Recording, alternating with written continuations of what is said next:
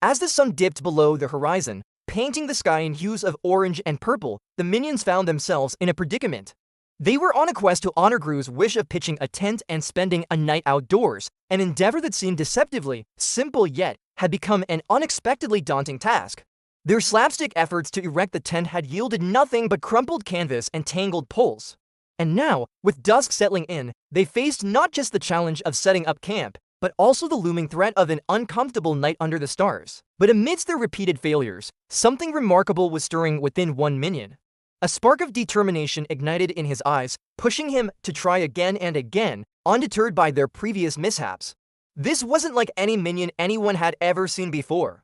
This minion, usually the biggest goofball of them all, was now taking charge, demonstrating a level of focus and commitment that left the rest of the minions in awe and confusion. And so our story begins with Kevin, Stuart, Bob and the rest of the minion crew deep in the heart of a lush, green forest.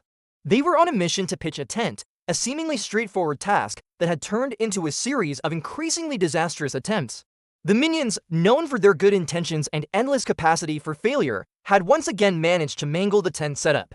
Tent's poles lay sprawled across the ground like a fallen giant, while the tent fabric had been transformed into a makeshift hammock for an unsuspecting squirrel. As the sky began to darken, casting long shadows through the trees, the urgency to get the tent up before nightfall became apparent. But the minions, bless their tiny, well-meaning hearts, just couldn't seem to get it right. Each attempt ended in a tangle of limbs and fabric, much to the growing frustration of the self-appointed leader, Kevin. The usual slapstick comedy ensued. Stuart, with his signature air of cool confidence, attempted to assemble the poles, only to have them collapse in a heap at his slightest touch. Bob, bless his cotton socks, tried to anchor the tent down with a series of large rocks, only to have them topple over and smoosh into the tent fabric like a minion-sized battering ram.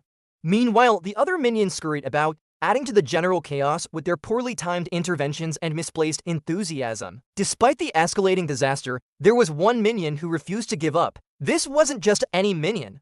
It was Dave, normally the most scatterbrained of the bunch, always off on some nonsensical tangent or stuck in his own little world.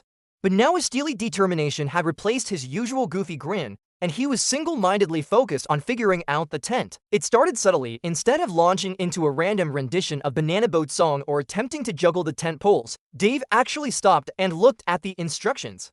He traced the diagrams with his stubby finger, trying to decipher the cryptic symbols that made up the guide.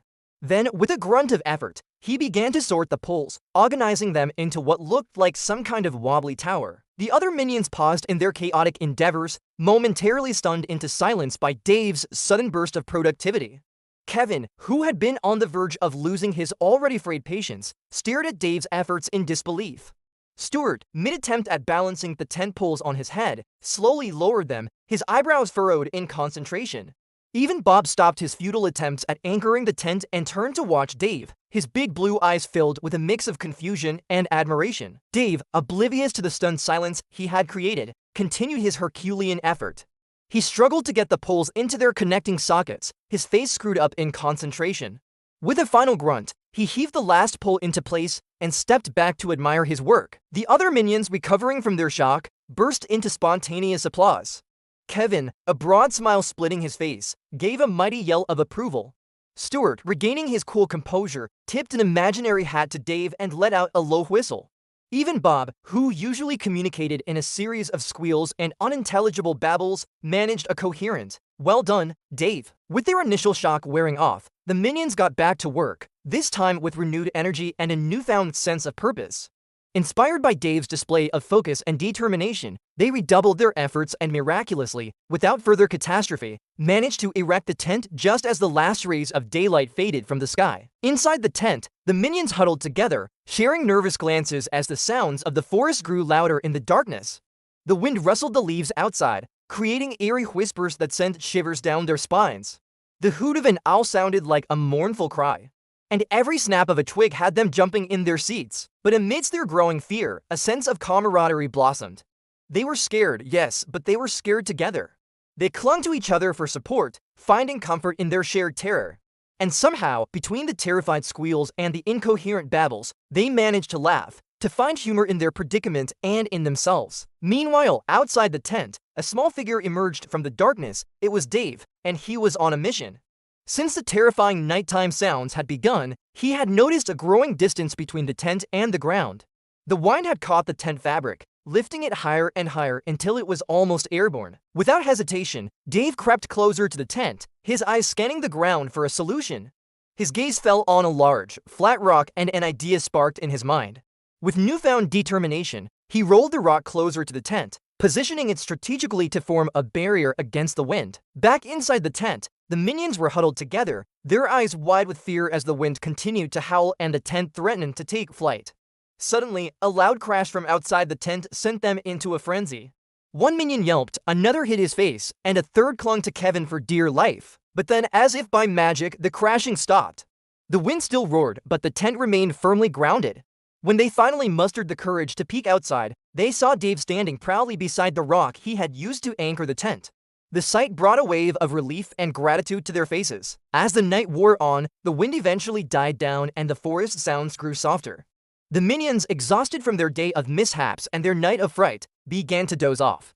They snuggled up to each other, their earlier fears forgotten as they drifted off to sleep. In the morning light, the minions emerged from the tent, blinking sleepily at the bright sun. The previous day's disaster and night's fright suddenly seemed very funny. They collapsed into giggles, their earlier fears forgotten as they recounted the tale of their harrowing experience. Dave, the unlikely hero of the night, basked in their adulation, his chest swelling with pride. For once, he didn't mind being the center of attention. As they packed up the tent, the minions couldn't help but sing Dave's praises. He was the bravest, most resourceful minion they knew. Even Gru, when he heard about Dave's heroism, cracked a rare smile and ruffled Dave's hair. "Well done, Dave," he said gruffly, but with evident pride. "You may be the most scatterbrained minion I know, but by the bananas, you're also the most resourceful.